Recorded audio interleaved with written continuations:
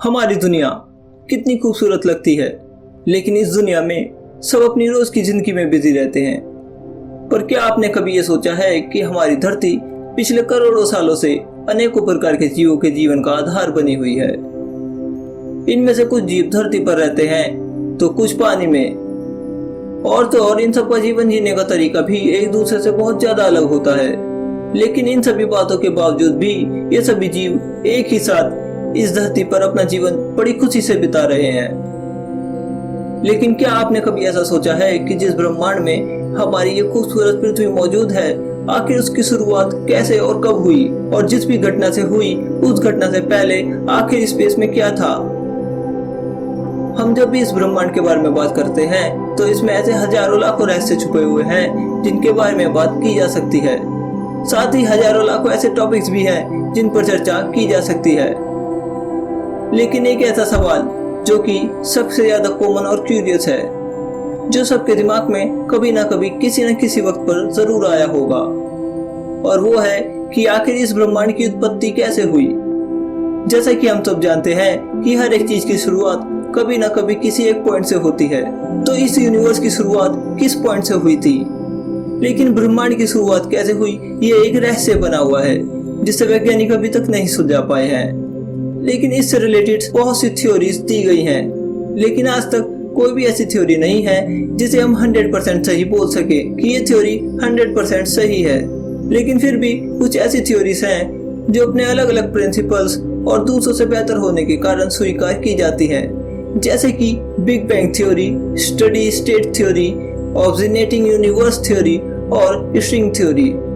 लेकिन आज हम बात करने जा रहे हैं उस थ्योरी के बारे में जो सबसे फेमस है और सबसे ज्यादा एक्सेप्टेड है, साथ ही सबसे ज्यादा कंट्रोवर्शियल भी मानी जाती है, क्योंकि ये यूनिवर्स के बिहेवियर को बाकी थ्योरी से ज्यादा अच्छी तरह से सेटिस्फाई करती है। ये थ्योरी है बिग बैंग थ्योरी। तो चलिए जानते हैं कि ये थ्योरी क्या है और किन सपोर्टिंग एविडेंस की वजह से इस थ्योरी को इतना ज्यादा वाइडली एक्सेप्ट किया जाता है। तो इसकी शुरुआत सबसे पहले 1927 में जॉर्जियस लेमिटर नाम के एक एस्ट्रोफिजिसिस्ट और मैथमेटिशियन से हुई थी, जिन्होंने ये कहा था कि हम यूनिवर्स के एक्सपेंशन और टाइम में पीछे जाकर देखें तो ये सब कुछ एक सिंगल पॉइंट से शुरू हुआ होगा, जिसे उन्होंने नाम दिया प्राइमेवल एटम। उस वक्त के बहुत से साइंटिस्ट और फिजिसिस्ट इस थ्योरी के अगेंस्ट थे और उनका मानना था कि इसका कोई एविडेंस नहीं है और ये बस एक हाइपोथेसिस सिनेरियो है। जिसके बाद आगे चलकर 1929 में एडविन पोवेल हबल ने बताया कि गैलेक्टिक लाइट शिफ्ट के कारण बहुत सी गैलेक्सीज एक दूसरे से अलग हो रही है, जो कि यूनिवर्स के एक्सपेंशन का एक सबूत था। लेकिन बावजूद इसके बिग बैंग मॉडल को सपोर्ट नहीं मिल सका। इसके बाद 1964 में कॉस्मिक माइक्रोवेव बैकग्राउंड की खोज हुई, जो कि बिग बैंग मॉडल को सपोर्ट करती थी। जिसके बाद गैलेक्सीज की रेड शिफ्ट और cosmic microwave background complex mathematics equations को सॉल्व किया गया तो उससे पता चलता है कि आज से लगभग 13 अरब साल पहले इस सब की शुरुआत हुई। आज से करीब 13.8 अरब साल पहले। यह है हमारा अनंत ब्रह्मांड। सब कुछ इस परमाणु से भी छोटे गोले के अंदर समाया हुआ है।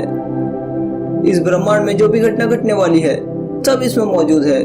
इस गोले के अंदर न सिर्फ यूनिवर्स बल्कि जितने भी पैरेलल यूनिवर्स आज हम इंसान प्रेडिक्ट करते हैं, सब कुछ इस ऊर्जा के गोले के अंदर मौजूद है। इस ऊर्जा के गोले के अंदर समय का कोई अस्तित्व नहीं है। इन सब बातों को सुनकर आपके मन में भी कुछ सवाल जरूर आ रहे होंगे कि जब इस दुनिया में मौजूद सब कुछ इस गोले के अंदर मौजूद था, तो तब उस दौरान इस गोले के आसपास आखिर क्या मौजूद था, और ये गोला आखिर कैसे बना था, और इस गोले के बनने से पहले वहां क्या था। जब ये बोला जा रहा है कि इससे पहले समय नाम की कोई चीज ही नहीं थी, तब उससे पहले क्या था, ये सवाल ही गलत हो गया, क्योंकि पहले और बाद में ये प्रेजेंट या पास्ट जैसी बातें तो तब आएंगी जब वहां टाइम होगा। और रही बात इस गोले के आसपास क्या था, तो वैज्ञानिकों का मानना है कि ये गोला एक ऐसे डायमेंशन में मौजूद था जिसके आसपास कुछ भी नहीं था। दरअसल ये एक ऐसे डायमेंशन में था जिसे हमारा इंसानी ब्रेन इमेजिन भी नहीं कर सकता। खैर, हम उस वक्त पर वापस आते हैं जब ये गोला फटने वाला था, और जिसे आज हम समय के नाम से जानते हैं, वो बस शुरू ही होने वाला था। किसी रहस्यमय घटना के कारण एक एटम के साइज से भी छोटा ब्रह्मांड अचानक से अस्तित्व में आया और एक सेकंड के 1 करोड़वें हिस्से के अंदर ये ब्रह्मांड एक एटम के साइज के पार्टिकल से गैलेक्सी के जितना बड़ा हो चुका था और इसे ही हम कहते हैं द बिग बैंग। इसमें आप जो ब्लास्ट होते हुए देख पा रहे हो ये सब ऊर्जा है, प्योर एनर्जी। ये ऊर्जा अंतरिक्ष में पूरी तरह हर दिशा में फैल गई और जो आप अपनी स्क्रीन में ये चीज देख रहे हो वो और कुछ नहीं बल्कि एनर्जी है जो इस धमाके के कारण निकली है, जिसमें ना कोई मैटर है और ना ही कोई पार्टिकल, सिर्फ और सिर्फ एनर्जी रिलीज होती है प्योरेस्ट फॉर्म में, रेडिएशन के 12 रूप में। और इस ब्लास्ट के बाद जो रेडिएशन निकलती है उसका तापमान इतना ज्यादा था जिसकी आप कल्पना भी नहीं कर सकते। और इसी तरह ब्रह्मांड का जन्म हुआ और साथ ही साथ समय अपने अस्तित्व में आया। ये शुद्ध ऊर्जा यानी एनर्जी करोड़ों साल तक फैलती रही और ये ऊर्जा इतने सालों में धीरे धीरे ठंडी होने लगी और इसी ऊर्जा के चलते मैटर का फॉर्मेशन हुआ अरबों छोटे छोटे सब एटॉमिक पार्टिकल्स के रूप में, जिसे आज हम एटम कहते हैं। क्वार्म्स, इलेक्ट्रॉन्स, प्रोटॉन्स, न्यूट्रॉन, इन सभी चीजों का फॉर्मेशन हुआ और कुछ ही समय के बाद प्रोटॉन और न्यूट्रॉन्स ने मिलकर यूनिवर्स के सबसे पहले ड्यूटेरियम और हीलियम न्यूक्लियस बनाए, जिसे हम बिग बैंग न्यूक्लियोसिंथेसिस भी कहते हैं। असल में 2 प्रकार की चीजें बनी थी। आधी थी मैटर, मतलब वो परमाणु और बाकी चीजें जिससे ये हमारी दुनिया बनी, जिससे हम बने, और दूसरा ग्रुप था एंटी मैटर, जो मैटर का अपोजिट था। क्योंकि एंटी मैटर मैटर का विपरीत है, इसलिए जब वो आपस में मिलने लगे तब एक दूसरे को खत्म कर देते। पर फॉर्चुनेटली मैटर एंटी मैटर से थोड़ा ज्यादा था। इसे इस तरह समझा जा सकता है कि जैसे मैटर के 100 करोड़ पार्टिकल थे तो एंटी मैटर के पार्टिकल थे 9,99,99,999 और अंत में मैटर का एक पार्टिकल बच गया और उसके विपरीत और कुछ नहीं था जो उसे खत्म कर सके। इसलिए अंत में उसमें भी विस्फोट हो गया। पर यह विस्फोट हम इंसानों के लिए वरदान साबित होने वाला था, क्योंकि इसी एक गोले से अब पूरी दुनिया बनने वाली थी। शुरू के बिग बैंग के चलते ब्रह्मांड अस्तित्व में आया और मैटर के गोले के इस विस्फोट के चलते ब्रह्मांड के अंदर की चीजें अस्तित्व में आई। उस गोले के ब्लास्ट के बाद सब कुछ ठंडा हुआ और आखिर में सब कुछ बनना शुरू हुआ। धूल जैसे दिखने वाले इस ब्रह्मांड में एक फोर्स अपना काम करने लगी। उस फोर्स के चलते हर एक एटम आपस में जुड़ने लगे और एक दूसरे की ओर आकर्षित होने लगे। ये फोर्स कोई और फोर्स नहीं बल्कि ये थी फोर्स ऑफ ग्रेविटी यानी कि गुरुत्वाकर्षण बल। और ये गुरुत्वाकर्षण बल फोटोन रेडिएशन ज्यादा करने लगा और लगभग 3.79 लाख साल के बाद इलेक्ट्रॉन और न्यूट्रॉन ने कंबाइन होकर यूनिवर्स के पहले एटम को जन्म दिया, जिसमें प्राइमरली हाइड्रोजन और हीलियम है। शुरुआत में इस ब्रह्मांड में ज्यादातर हाइड्रोजन के एटम ही एग्जिस्ट करते थे। गुरुत्वाकर्षण बल जगह जगह उन हाइड्रोजन के परमाणुओं को आपस में कंप्रेस करने लगा। जिस जगह हाइड्रोजन के परमाणु गुरुत्वाकर्षण बल के सामने आते थे उस जगह का तापमान लगभग लाखों डिग्री सेल्सियस तक पहुंच जाता था। कंप्रेस होते होते जब एक जगह का तापमान 1 करोड़ डिग्री तक पहुंच गया तब एक प्रक्रिया शुरू हो गई जिसे हम न्यूक्लियर फ्यूजन कहते हैं। और इस तरह से बिग बैंग से लगभग 150 से 200 मिलियन सालों के बाद इस ब्रह्मांड का पहला तारा अस्तित्व में आया। फिर इस तारे को अपना एक नया दोस्त मिल गया और इसी प्रक्रिया से शुरुआत में 100-200 तारे बने और लाखों सालों के अंतराल में करोड़ों तारे अस्तित्व में आए।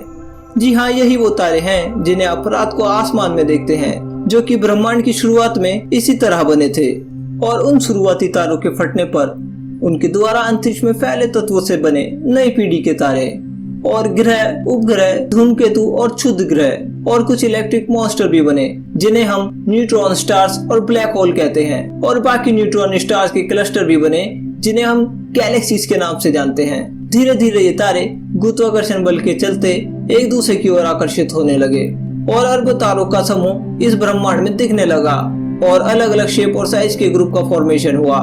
वो नजारा कुछ ऐसा दिखता है और इन्हें ही कहते हैं गैलेक्सीज। इसी तरह लाखों करोड़ों और अरबों गैलेक्सीज यानी कि आकाश गंगाओं का जन्म हुआ और इन्हीं गैलेक्सीज के समुद्र में कहीं बीच में एक गैलेक्सी बनी और इस गैलेक्सी का नाम है द मिल्की वे गैलेक्सी यानी कि आकाश गंगा। जिसमें हम और आप मौजूद हैं। इस गैलेक्सी के अंदर खरबों तारे मौजूद थे, पर कुछ डस्ट के पार्टिकल्स अभी भी बचे हुए थे जो कि स्पेस में ही कहीं तैर रहे थे। पर हजारों साल के अंतराल में ग्रेविटी अपनी पावर दिखाने लगी और जो डस्ट मौजूद थी वो भी गुरुत्वाकर्षण बल के चलते आपस में सामने आने लगी। और इसी परिस्थिति के बीच सारे एस्ट्रॉइड से दिखने वाले टुकड़े ग्रेविटी के चलते आपस में मिलने लगे, जिसकी वजह से शुरू होता है प्लैनेट्स और मून्स के बनने का सिलसिला। और इन्हीं ग्रहों के बनने के दौरान एक रॉकी प्लैनेट्स भी बनने लगा, यानी ऐसा ग्रह जिसकी सतह सॉलिड थी। और किसे पता था इसका नाम होने वाला है अर्थ, यानी धरती, जिसमें आपका और मेरा जन्म होने वाला है। सॉलिड टुकड़े आपस में जुड़ के प्लैनेट्स तो बन गए, पर जो बचे कुछ हाइड्रोजन के एटम थे वो भी आपस में मिलने लगे। और जैसा कि मैंने आपको तारों के निर्माण के बारे में बताया था, ठीक वैसी ही प्रक्रिया शुरू हो गई। कुछ बचे हुए हाइड्रोजन के एटम से एक छोटा सा तारा बनने लगा। सारे हाइड्रोजन आपस में करीब आने लगे और तापमान इतना बढ़ गया कि न्यूक्लियर फ्यूजन की शुरुआत हो गई और जन्म हुआ एक नए तारे का, जिसका नाम है सूरज। जब ये सूरज बना तो ये कुछ देर के बाद से ही बहुत ही तेजी से सोलर विंड को इरप्ट करने लगा, जिसके चलते बाकी सारे धूल के कण सोलर सिस्टम यानी सौर मंडल के बाहर चले गए। अब बस वही चीज सन के आसपास टिकी रही, जिनका साइज बहुत ज्यादा बड़ा था। ये चीज कोई और नहीं, 8 ग्रह और बाकी उपग्रह थे। इसके बाद वापस से ग्रेविटी अपना काम शुरू कर देती है और ये प्लैनेट्स भी अपना ग्रुप बना लेते हैं, पर इस बार ये ग्रुप गैलेक्सीज के रूप में नहीं बल्कि सोलर सिस्टम के रूप में बनता है, जिसमें से एक सोलर सिस्टम हमारा भी था।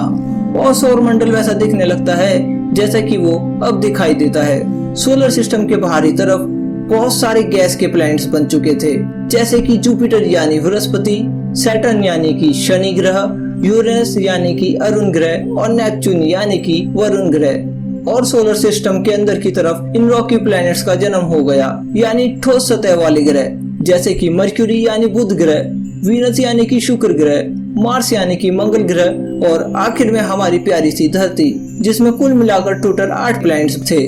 और हमारी पृथ्वी तो किसी लावा से कम नहीं लगती थी, जिसका एक दिन बस 6 से 8 घंटे का ही हुआ करता था। इसे देखने से यूं लगता था कि मानो यहाँ कभी लाइफ पॉसिबल ही नहीं हो सकती।